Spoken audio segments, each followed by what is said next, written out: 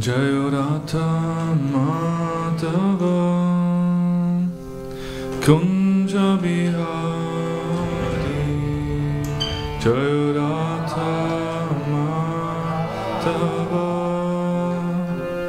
Kunja Bihari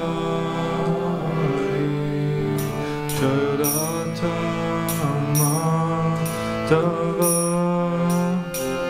Kunja Bihari Radha Madhava Kunja Bihari Gopichana Vallabha Girivardhari Gopichana Vallabha Girivardhari Gopichana Vallabha Girivardhari Gopichana Vallabha Girivardhari Yashodanandana Prachachana Ranjana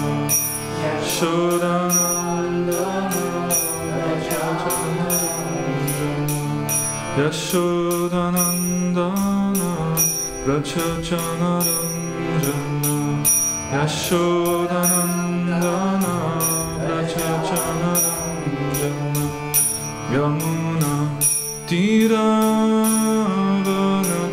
Vanachari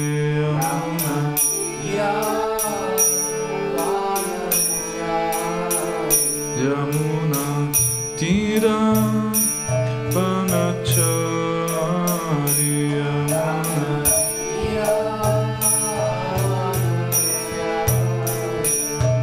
Jaya Radha Madhava Kunja Bihari Jaya Radha Madhava Kunja Bihari Jaya Radha Madhava Kunja Bihari Radha Madhava Kunja Bihari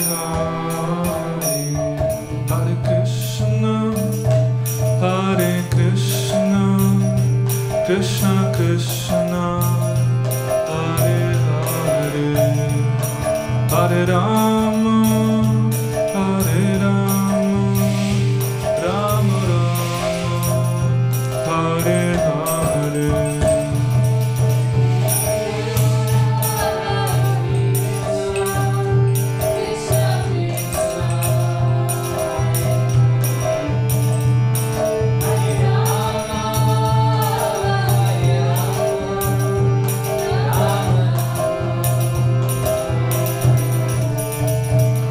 Hare Krishna Krishna Krishna Hare Hare Hare Rama Rama Rama Hare Hare Hare Krishna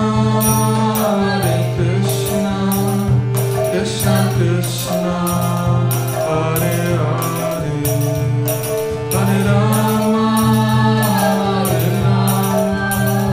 Rama Rama Hare Hare Jaya Prabhupada Jaya Prabhupada Jaya Prabhupada Srila Prabhupada Prabhupada Jaya Prabhupada Prabhupada Srila Prabhupada Srila Prabhupada ki jai Guru Premanande Hari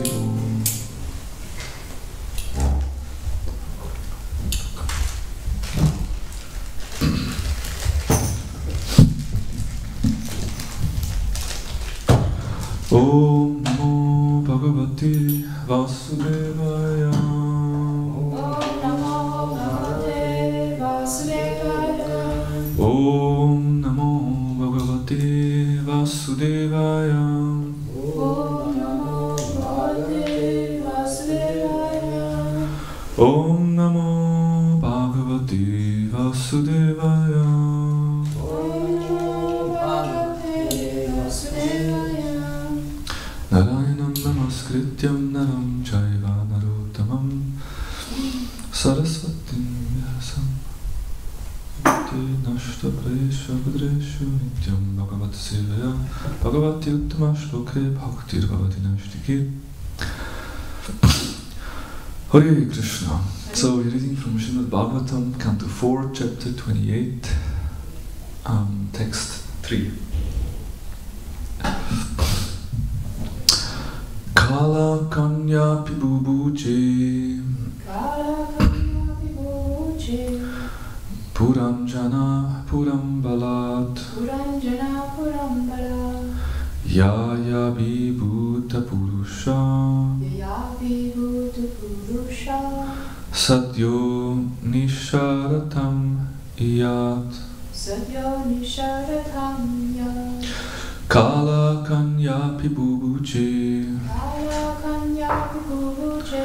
Puranjana Purambalat Puranjana Purambalat. Yaya Vibhuta Purusha Yaya Vibhuta Purusha. Satyo Nisharatam Iyat. Sadyo Nisharatam Yat. Kala Kanya Pibubuche. Kala Kanya Pibubuche Puranjana Purambalat. Puranjana Purambalat Yaya Vibhuta Purusha. Yaya Vibhuta Purusha Sadyo Nisharatam Yat. Sadyo Nisharatam Iyat. Kala Kanya Pibubuche. Kala Kanya Pibubuche Puranjana Purambalat. Puranjana Purambalat Yaya Vibhuta Purusha. Yaya Vibhuta Purusha Sadyo Nisharatam Yat. Sadyo Nisharatam Iyat. Kala Kanya, Kala Kanya. the daughter of Kala, Daughter Kanya. Api, Api. also Also. Bubuche, Bubuche. took possession of Took possession. Puranjana Puram, Puranjana Puram. the city of Puranjana, City of Puranjana. Balat, Kala. by force, By force. Yaya, Yaya. by whom, By whom? Abhibhuta, Abhibhuta. being overwhelmed, Being Purusha, Purusha. a person, A person. Satya, Satya. immediately, Immediately. Nisaratam, Nisaratam. uselessness, Uselessness. Iyat, Yat. gets. Translation and purport by His Divine Grace A.C. Bhaktivedanta Swami Srila Prabhupada Ki Jai.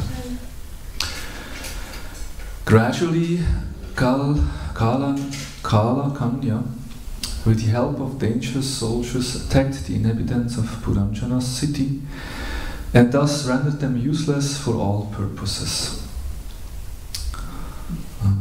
Purport: at the fag end of life, when invalidity of old age attacks a man, his body becomes useless for all purpose. Therefore, Vedic training dictates that when a man is in his boyhood, he should be trained in the process of brahmacharya. That is, he should be completely engaged in the service of the Lord and should not in any way associate with women. When the boy becomes a young man, he marries between the ages of 20 and 25. When he is married at the right age, he can immediately beget strong, healthy sons. Now, female descendants are increasing because young men are very weak sexually. A male child will be born if a husband is sexually stronger than the wife, but if the female is stronger, a female child will be born. Thus, it is essential to practice the system of brahmacharya if one wishes to beget a male child when one is married. When one reaches the age of 50, he should give up family life. At that time, one's child should be grown up so that the father can leave the family responsibilities to him. The husband and wife may then go abroad to live a retired life and travel to different places of pilgrimage. When both the husband and wife lose their attachment for family and home, the wife returns home to live under the care of her grown-up children and to remain aloof from family affairs. The husband then takes sannyas to render some service to the Supreme Personality of Godhead. This is the perfect system of civilization. The human form of life is especially meant for God realization. If one is unable to take the process of Krishna consciousness from the very beginning of life, he must be trained to accept these principles at the fag end of life. Unfortunately, there is no training even in childhood, nor can one give up his family life even at the end. This is the situation within the city of Puranjana, figuratively described in these verses.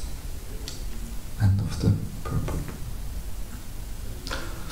Om Jnanatimidandasya Ginanshana Shalakaya Chakshuran Militam Yena Tasmai Shri Gurave Namaha Shri Chaitanya Namo Vistam Stapitam Yena Bhutale Swayam Rupa Gadamayam Dadati Svapadantikam Vanchakalpatarubhyascha Kripa Sindhubhyevacha Paritanam Pavanebhyo Vaishnavebhyo Namo Namaha Jaya Sri Krishna Chaitanya Prabhu Nityananda Shri Advaita Gadadha Shri Rasadi Gaura Bhaktivinoda Hare Krishna Krishna Krishna Hare Hare Hare Rama Rama Rama Hare Hare.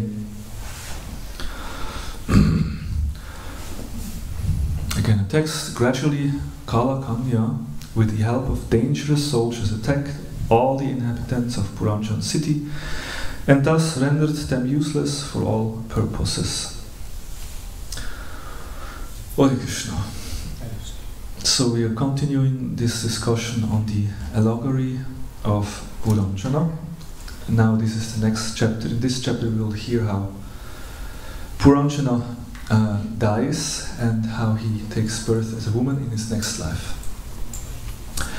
And this text, I think the first 27 texts, they describe the death of Puranjana.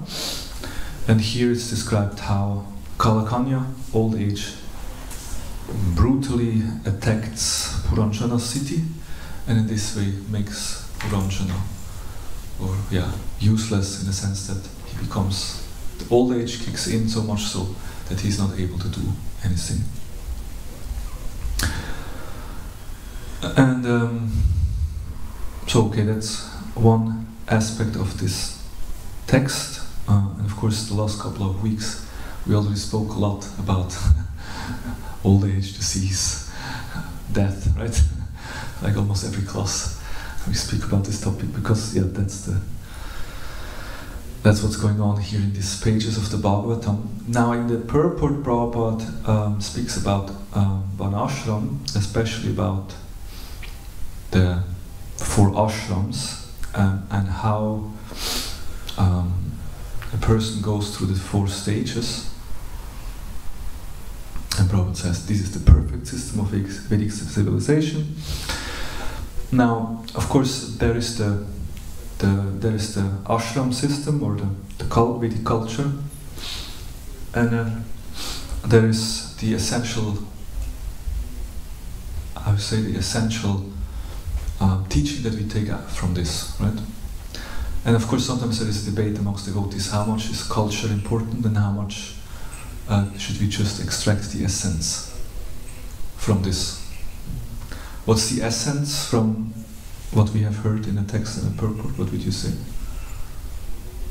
Old age attacks, and then Prabhupada describes that's why we have Varnashram, going through different stages. But what is the essence of all of that? What should we take from this? We have to educate ourselves so we can perfect the life. Yes, we should perfect our lives, right? And what's the perfection of life?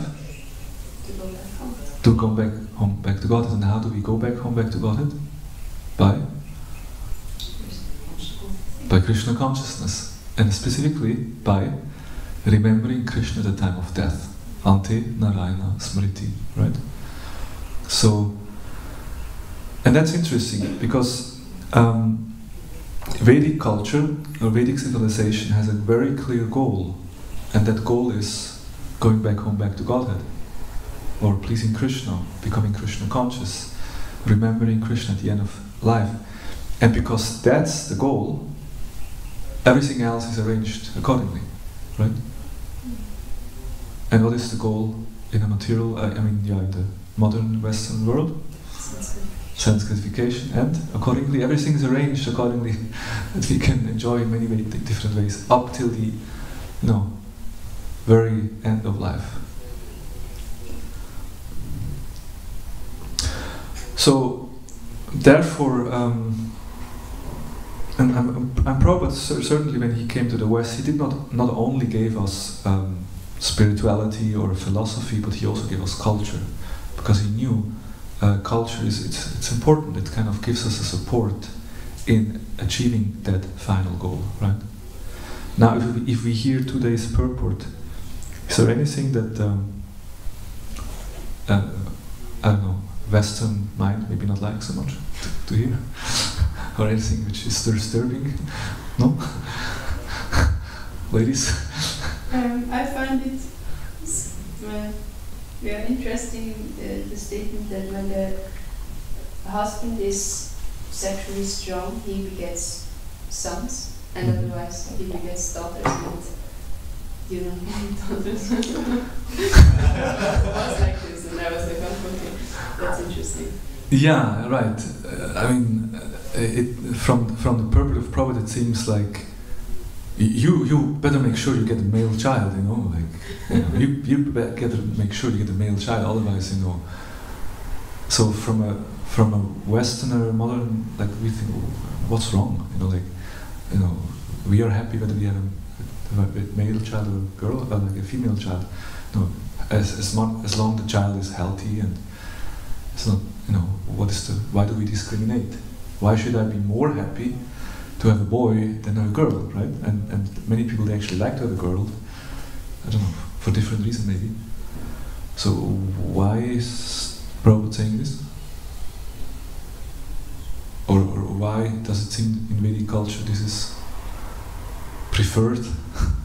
and that's a serious issue, people would say, what are you promoting here? Yes. Because the boy would to continue the family line and the family or traditions, which would be exactly to take care of the culture, to take care of the and that's why it's important when we hear these statements. We need to understand, this is, we have to see it in a broader context, And of course, you could still say, well, Vedic culture was a patriarchal society, where and this is not good, and now we have a different time.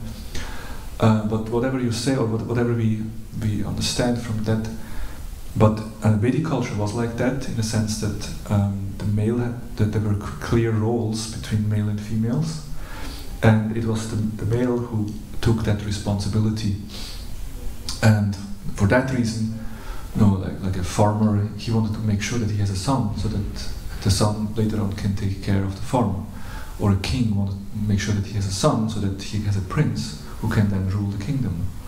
Because that role was not given to a girl or to a female. Right? So that was just how it was.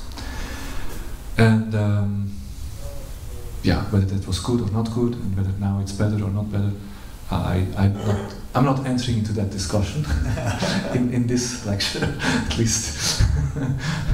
Of course, the problem is that the problem is if this is misunderstood and misused, that understanding, and then if the ladies or the women are mistreated, then that's a problem. I think that we agree with that. You know, like in India, it's still a big problem. That also because of the midgift. You know, when you have a daughter, that means when the daughter gets married, you have to give wealth and riches to the family. So it's expensive to have a daughter. You know, that's another problem. And so because of these cultural circumstances, then still today in India, like the abortion is there. You know, like they check if it's a boy or a girl, and if it's a girl, and there is a abortion. And if it's a boy, okay. So kind of these kind of things, that's of course problematic. And I don't know, I'm not going into the details, but there's a lot of very horrible things going on in that misunderstanding or misuse of these cultural circumstances. And that's certainly not what we want in Krishna consciousness. And Prabhupada, when Prabhupada came to the West, certainly he wanted to give the ladies all the same equal rights and same possibilities and opportunities. This morning I was kind of reflecting when it was about who sings Kirtan, and then automatically I turned to the Prabhus. But then Raseshwari pointed, okay, yes. No, the girls can also sing Kirtan, why not? So that's something we need to be aware of. Okay, that's one part of the direction we could enter the discussion. But I like to focus, because that's the social cultural aspect. But I like to more focus on the essential aspect. What is the essential spiritual aspect is that we need to prepare for the end of the life. Or basically, the main difference between the Vedic culture and the modern Western culture, okay, beside of these cultural differences that we just mentioned, the role of men and women, but the point is that Vedic culture understands that the goal of life is to go back home, back to Godhead, whereas the Western culture has no idea about that. It's just about sense gratification. But if you understand that there is a certain goal, then you will prepare your present. It has an influence in your presence, basically. Once I had a conversation with His Holiness Sachinananda Maharaj. It was more like it was a brahmachari talk, or more about sannyas and this aspect of lives. And then Maharaj gave a nice example. He says that if you have plans to go to India in November, let's say, Yamuna, you want to go to India in November this year. So then what does it mean? You have already booked a ticket for November, and then it means your present life now already is influenced by that decision. Because if someone asks, hey, can we have an appointment in November? Then you will say no. Why not? Because I will be in India. No, you have a goal in the future, and the fact that you have a goal in the future will influence your present situation, and you will make arrangements accordingly. That's kind of logical. So, but the same applies if I know that the goal of life is to remember Krishna at the time of death, and that I want to return home back to Godhead. That's the goal that I want to do in the future. It influences my present life. That means I will arrange my life in such a way that I can attain this highest goal.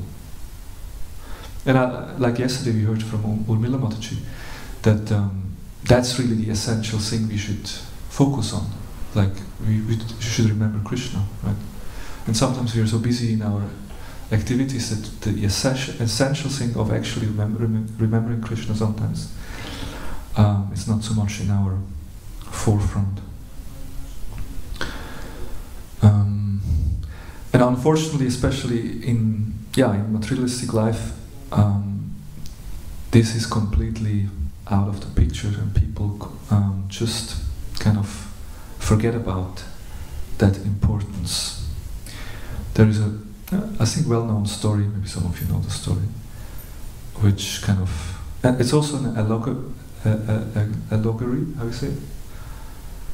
Allegory, an allegory. Sorry, I'm super tired, so I don't know why I'm so tired, but I'm super tired, so my brain doesn't work so well. But there is a nice story illustrating this fact that people kind of have a wrong focus or give it the wrong priorities in their life. And it's the story of the king with the 4 wives. You know the story? No? Okay. Anyway, it's let me see. So once upon a time there was a king, a rich king, who had 4 wives. He loved the 4th wife the most and adored her with rich robes and clothing and treated her with the finest things. You know, he gave her nothing but the best.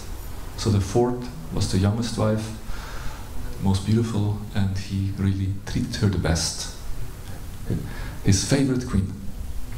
He also had a 3rd wife, and he loved her also very much, and he was always showing her off to neighboring kingdoms. You know, when he went somewhere, then he took her with her and showed off with her.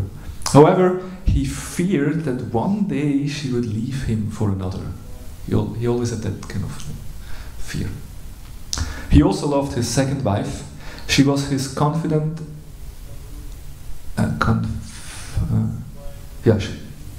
she was always very kind and very patient with him. Whenever the king faced a problem, he could confide in her and she would help him get through difficult times. That was the 2nd wife. And then the king's 1st wife was a very loyal partner and had made great contribution in maintaining his wealth and kingdom. However, he did not love the 1st wife. Although she loved him deeply, he hardly ever noticed her. So that's the 4 wives, and the youngest, the 4th, he loved the most, and then the other lesser and lesser. One day the king fell ill, and he knew his time was short. He thought of his luxurious life and wondered, I now have 4 wives with me, but when I die, I will be alone.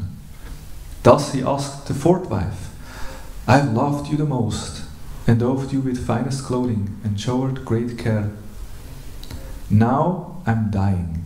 Will you follow me and keep my company? Well, that's another aspect of Vedic culture, that sometimes the wife follows into the death of the husband. So, but there is 4 wives, only one can follow. So he asked the 4th wife, will you follow me? And what was her reply? No way. No way, replied the 4th wife, and she walked away without another word. Her answer cut like a sharp knife right into his heart. I loved her the most, I gave her the most attention, and she is kind of brutally, no way, forget it, I'll never follow you. Anyway, he had 3 other wives, so the sad king then asked his 3rd wife, I've loved you all my life, now that I'm dying, will you follow me and keep my company? No, she replied. Life is too good. When you die, I'm going to remarry. His heart sank, and he tuned cold. He was like, oh my God. He then asked the 2nd wife, I've always turned to you for help, and you have always been there for me. When I die, will you follow me and keep my company? I'm sorry, I can't help you this time, replied the 2nd wife. At the very most, I can send you to your grave. I can follow you to your grave, but not further. That's all I can do. Her answer came like the bolt of lightning, and the king was devastated. So 3 of his beloved wives, they all said no. Then a voice called out, I will leave with you and follow you no matter where you go. The king looked up, and there was his 1st wife. She was so skinny as she suffered from, neglect. Greatly grieved, the king said, I should have taken better care of you when I had the chance. So the fourth wife, which he neglected the most, was actually the best, and who was willingly following him everywhere. So that's the story. Hare Krishna. So what's the moral of the story? The moral of the story is the following. In truth, we all have 4 wives in our lives. Our 4th wife is our body. No matter how much time and effort was lavished in making it looking good, it will leave you when you die. So the 4th was the most beloved and the most attention given. That means we give most attention to our body. And basically we spend our whole life serving our body, right? We're taking care of the body, and especially you try to enjoy through the body. It's like the instrument through which we enjoy, and therefore we give all attention to the body all the time. But then when we die, the body will just leave us. I mean, that means we have to leave the body, it's finished. Our 3rd wife is our possessions, status and wealth. No? He also liked that a lot, and he showed off with her, you know. He liked to show off, oh, I have so much. And so but the possession, status and wealth, when we die, it will go to others. Like she wanted to remarry, so our wealth, possession, it just goes to someone else when we die. And our 2nd wife is our family and friends. They love us, they help us, but they can only go up to the grave, and then they can't go further. So we also lose our family and wife. And what is the 1st wife? Super soul. Super soul, yeah, that would be a way to look at it, yeah. It's, in that sense, the soul. It's our own self, the soul. Like we neglect the needs of the soul. Yeah? And our 1st wife is our soul, often neglected in pursuit of wealth, power and pleasures of the world. However, our identity as a spiritual soul is going to be maintained wherever we go. Whatever bodies we acquire, on whatever destination we achieve. So we should cultivate, strengthen and cherish. This is existential reality now. So that's the moral of the story. And of course that is that shows the situation of the present Western illusory society, where all the attention is given to the body, and nobody is considering that actually the soul also has needs, and that we need to take care of our spiritual needs. So in this way we can understand Vedic culture is quite different, because Vedic culture clearly understands that the real need is the need of the soul, and the real goal of life is Ante Narayana Smriti, to remember Krishna at the time of death.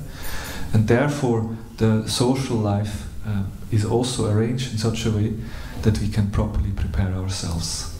Yes, as a young, we are trained in spiritual life, then we get going into marriage life, and we have family life. But then at some point we detach ourselves. And why do we detach? Because we know we anyway have to leave them when we die. That's why we prepare for our death. Like this famous saying is, we have to die before dying. Basically, because death will take everything away, so therefore we should voluntarily let things go, voluntarily detach ourselves, so that when actually death comes, we're not so much overwhelmed. Because we're ready, we know. Now, yeah, okay.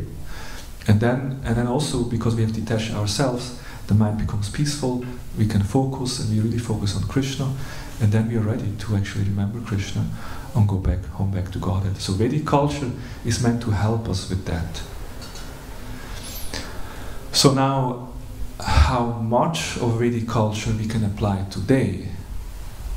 That's something we have to find out, and that's the big challenge, because Prabhupada gave us Krishna consciousness, Prabhupada gave us the Vedic culture, but we do live in a modern world, we live in a Western world, and we have a different environment, so we have to see how much of the Vedic culture, and also in relation to the role of men and women and all these aspects, we have to see how much. I mean, if we deeply understand Vedic culture, we understand there is always a reason why, and it's usually a culture, a spiritual culture given by the Lord.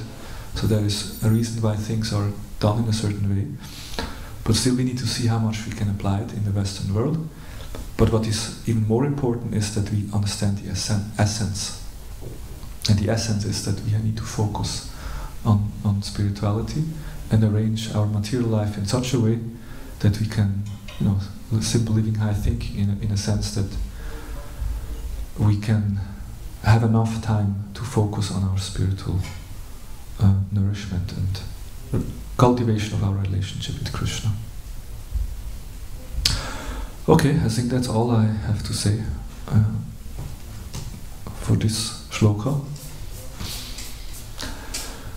Any comments, realizations, doubts, questions? Yes.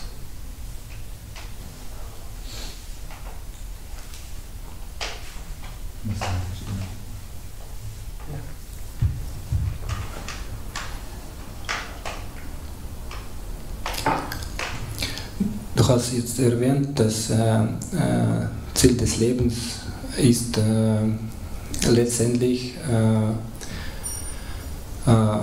im Moment des Todes sich an Krishna zu erinnern und zurück in die spirituelle Welt zu gelangen. Und es gibt also so eine Ansicht, und eine andere Ansicht ist, das Ziel des Lebens ist, so gut wie möglich Krishna dienen und unabhängig davon, wo und wie lange. Du verstehst es. Ich verstehe, okay, yes. Kannst du diese zwei Ansichten kommentieren, bitte?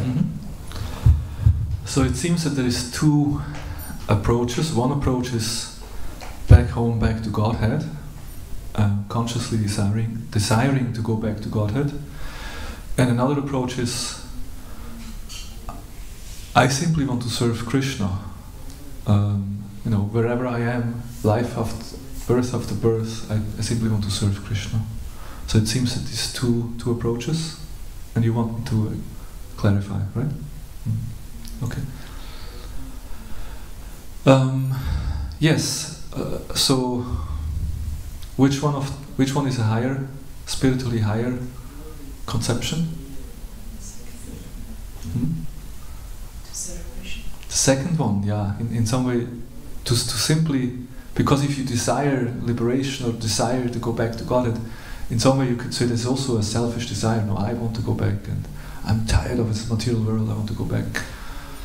But so that is a personal desire involved. I want to get freedom from miseries. Whereas in the desire to simply serve Krishna, life after life, doesn't matter in what kind of, even species, as long as I can serve and have the association of devotees. So that's a more selfless expression, we can say, right?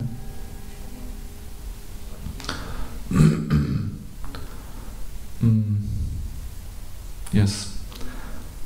But the thing is, usually at our stage, I can speak on my stage where I am, it's actually quite healthy to desire to go back to Godhead. Because this gives me inspiration and some motivation to become sincere and try to achieve that goal. And that's why Prabhupada also focused on that.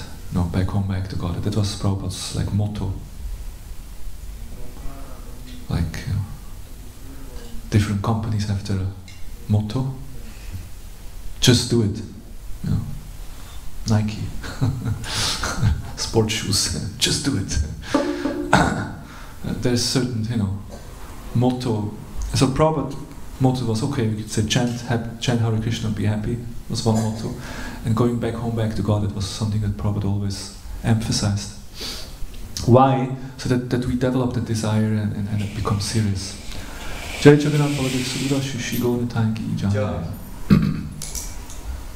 Prabhupada also, and Urmila Mataji also referred to that in her lecture yesterday.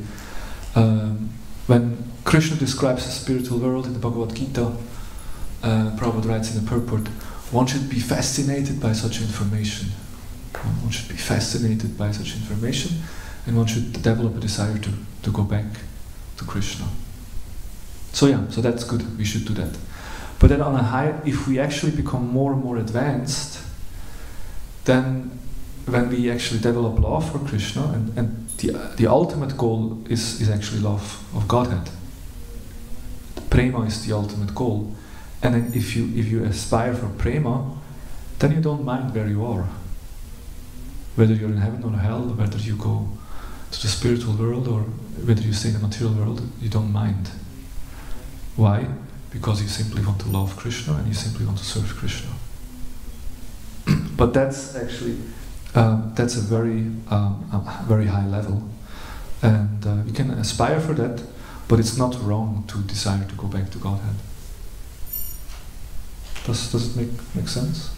Yeah. Well, there is this in the story of Chitraketu, when Chitraketu is cursed by Parvati, and he just tolerates the curse of Parvati, then Lord Shiva glorifies Chitraketu and glorifies the Vaishnavas, and he makes this famous statement here: Narayana parasarvena kutaschana bidyati svarga paraga narkeshu api tulyarta darshinaha. Devotees solely engaged in the devotional service of the Supreme Personality of Godhead, Narayan, never fear any condition of life. For them, the heavenly planets, liberation, and the hellish planets are all the same. For such devotees are interested only in the service of the Lord. So, Svarga Pavarga Narkeshu, whether heaven or hell, don't mind. And I personally find this quite, quite, like, wow, wait a minute. If I could choose to go to heaven or to hell, I certainly would go to heaven. I wouldn't think a moment. Yes, heaven. Heaven sounds pretty good, like. And hell, I never would want to go to hell. That's horrible. But a devotee, a true devotee, a pure devotee, who is so much absorbed in loving service to Krishna, he doesn't care where he goes, or what are the circumstances. Because in his heart, he has so much love for Krishna, and he has such a strong desire to serve Krishna. So wherever he is, he will just serve. If he's in heaven, he will serve Krishna, he will just glorify Narayan. Or if he goes to hell, then he takes the opportunity, let me preach in hell. Let me try to liberate all these fallen souls. He will very happily go to hell and preach. But that's a very high level. And on our level, as a conditioned soul, usually it's good to develop a strong desire to go back to Godhead, because that serves as a motivation, as an inspiration, makes us enthusiastic. Yeah. Anything else? Yeah.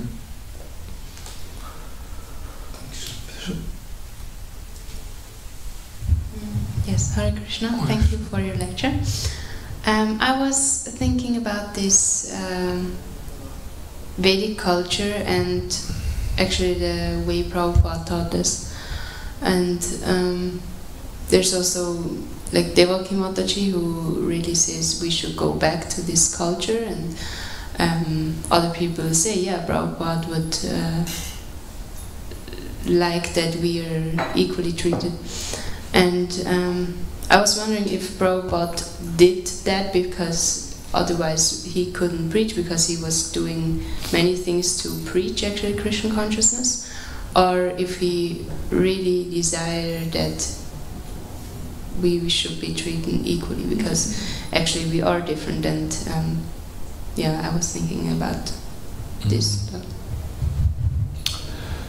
Okay, that's a good question.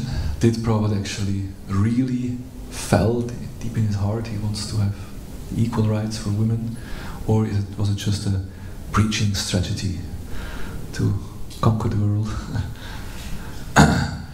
Yeah, some people go as far to say that Well, Prabhupada adjusted many things because it was emergency. Like in a war, you do things, it's an emergency. But then actually, if Prabhupada would be here now ISKCON is established, now we have to go back to the actual culture, the Vedic culture. So some people want to be more Vedic than Prabhupada was. And that's a problem in some way. But that's a controversy in ISKCON. Devotees kind of discuss, why did Prabhupada make such adjustments, and would Prabhupada still want us to maintain this, or was it just temporarily? And how much important is it to live according to the Vedic culture, the traditional way? What can I say about this? At the beginning of the class I said I will not enter in this direction and focus more on the spiritual aspect of remembering Krishna. I'll keep it brief, but personally, where I find the challenge is if you read the books, if you read Prabhupada's statements in purport, Prabhupada takes a very conservative kind of, point of view. Like the purports are very clear in the sense of, traditional or conservative, however you want to call it, like with clear, like in a sense of the role of the women and the role of the man, clear discrimination, distinction, and more towards the traditional Vedic way, as if Prabhupada really wanted to establish that. And we have to understand, Prabhupada wrote these books over all the years he was traveling, but still he maintained that kind of mood in his writing. But then when we look at his practical application, Prabhupada seemed to be much, much more liberal or much, much more flexible in his practical application. Prabhupada says, women have a clear role, and they should be more in the background. They should support the man, and the man is more in the front. Like we find these statements in the books, but then in his practical application, no, women, they should have the same opportunities. Women, they should also give lectures. Women, they should preach. There is no discrimination between men and women in Krishna consciousness. This refers to material women. Vaishnavis and Vaishnavas are equal. So that can be a bit confusing, So what did Prabhupada really say and want us to do? I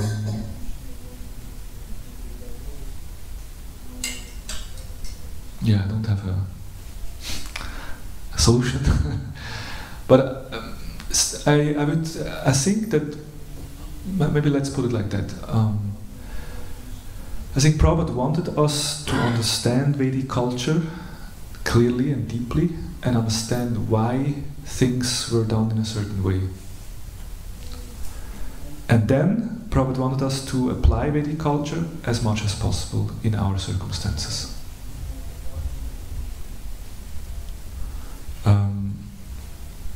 But there was a lot of room for adjustments. And I think, and then also for some people, they just have more a need for these cultural aspects, and some people don't have a need for that, or rather they don't feel they don't feel encouraged by too much cultural influence. So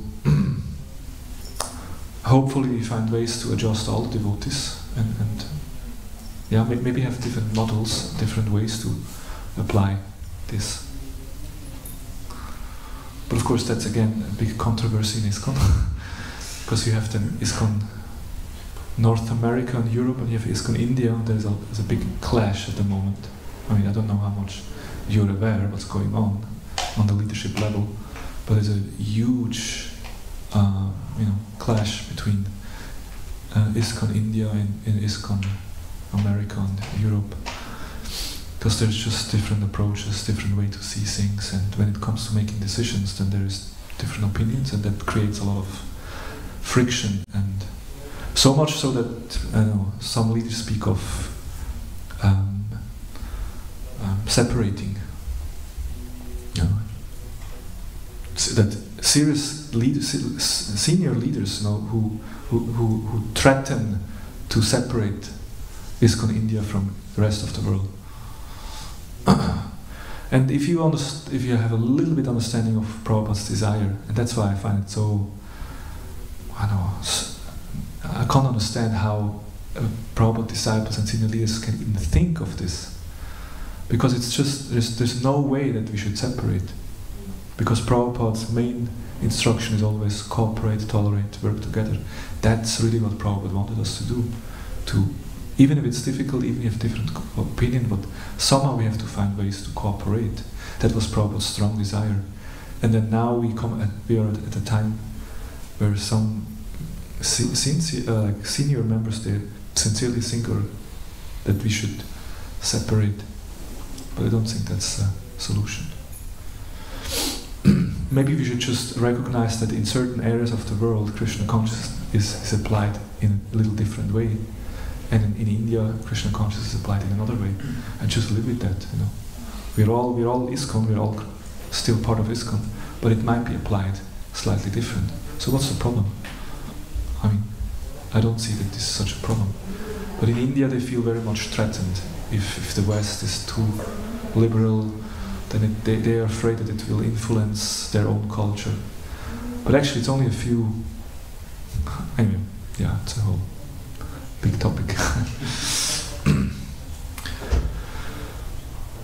Yeah, but my understanding would be that, and it's important to understand Vedic culture, because that's what someone like Devaki Mataji emphasizes. It's Krishna's culture, like it's a spiritual culture. That there is a meaning behind it, and that's important. Which, of course, the way it is misused nowadays is something else, because sometimes we see, the women are, like for example, how we treat women.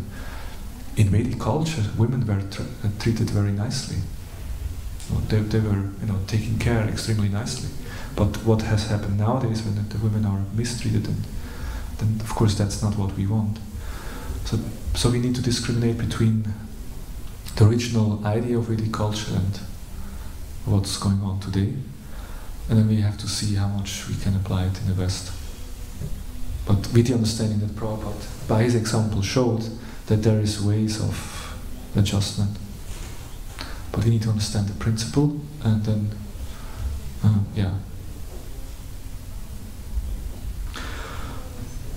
Okay, I think we leave it at this for the moment. And maybe we have some other thought later on, but I hope that was helpful. Yes. Good, Grantaraj Srimad Bhagavatam Ki Jai, Krishna Prabhupada Ki Jai, Jai Guru Premanande. Krishna Premarupa.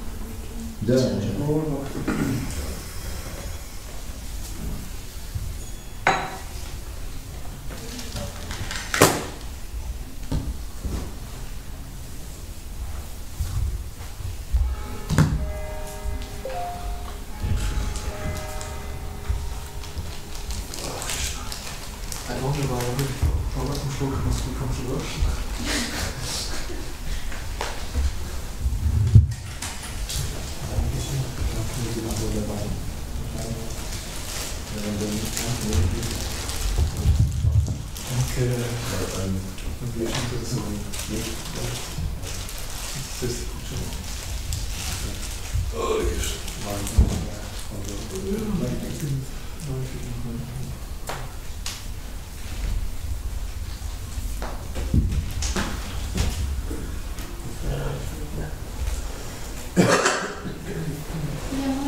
Yes.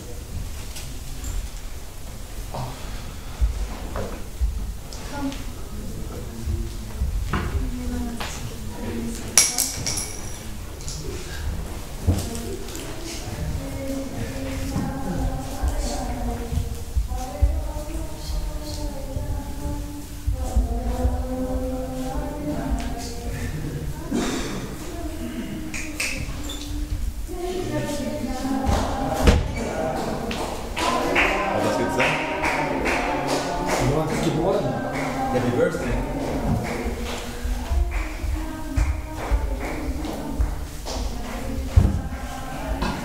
Soll ich noch eine Lange?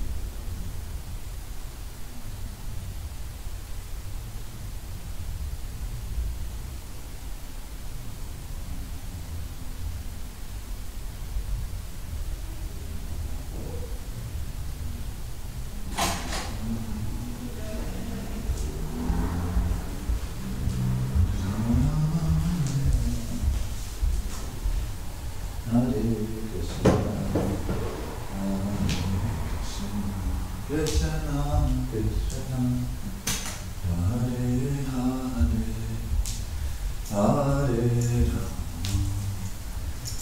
Hare